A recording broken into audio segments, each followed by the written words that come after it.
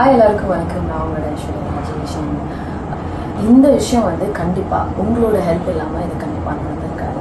Big pass பிரபலம் மணிகண்டன் தன்னுடைய மனைவி சோஃபியாவை விவாகரத்து பண்ணியிருக்கிற விஷயம் தான் இப்ப அதிர்ச்சியை கொடுத்திருக்கு. இந்நிலையில ஐஸ்வர்யா ராஜேஷ் ஒரு இன்டர்வியூ கொடுத்திருக்காங்க. அதுல இத பத்தி பேசியிருக்காங்க. தமிழ், தெலுங்கு, மலையாளத்துல ஐஸ்வர்யா ராஜேஷ் இப்ப நடிச்சிட்டு வராங்க.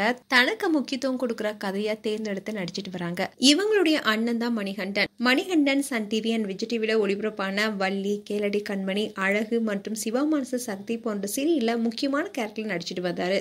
இதை தவிர விஜய் டிவில பிக் பாஸ் சீசன் 6ல போட்டியாளராகவும் கலந்துகிட்டாரு. அந்த நிகழ்ச்சியில தன்னுடைய மனைவி சோஃபியா, மகன் ஆரியன், அம்மா, தங்கை ஐஸ்வர்யா ராஜேஷ்னு பலர் குறித்தும் அவர் பேசியிருந்தாரு. அது மட்டும் இல்லாம மணிகண்டனும் சோஃபியா 2 பேரும் மிஸ்டர் அண்ட் மிஸ்ஸஸ் சின்னத்திரை நிகழ்ச்சியிலும் கலந்துகிட்டாங்க. இவங்க 2 பேருமே காதலிச்சு திருமணம் செய்துகிட்டாங்க. சோஃபியா அட்டகத்தி படத்துல முதல்ல நடிச்சாங்க. இந்த படத்துல ஐஸ்வர்யா ராஜேஷும் நடித்திருந்தாங்க. சோஃபியா டான்சரும் கூட.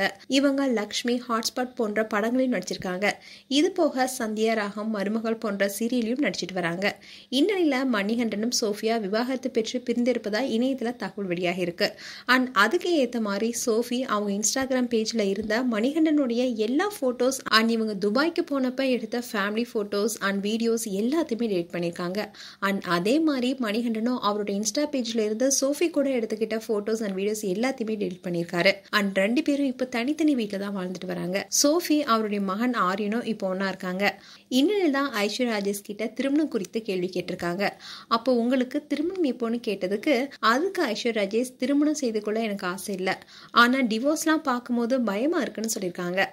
ஐஸ்வர்யா ராஜேஷ் தன்னுடைய அண்ணன் மணிகண்டன் வாழ்க்கையை நினைச்சுதான் இப்படி பதில் கொடுத்திருப்பாங்களோன்னு ஃபேன்ஸும் சோஷியல் மீடியால புலம்பிட்டு வராங்க. ஆனா டிவோர்ஸ் பத்தி மணிகண்டன் ஆகட்டும் சோஃபியா ஆகட்டும் வெளிப்படையா இன்னும் சொல்லல. ஆனா 2 பேருமே தங்களுடைய இன்ஸ்டாவில் ஜோடியா இருக்கிற எல்லா போட்டோஸுமே நீக்கியிருக்காங்க. 2024ல தான் ஜெயம் ரவி, ஆர்த்தி, ஜிவி பிரகாஷ், சைந்தவி, ரஹ்மான் பல செலிபிரிட்டிஸும் தங்களுடைய டிவோர்ஸ் அறிவிச்சு அதிர்ச்சி கொடுத்தாங்க.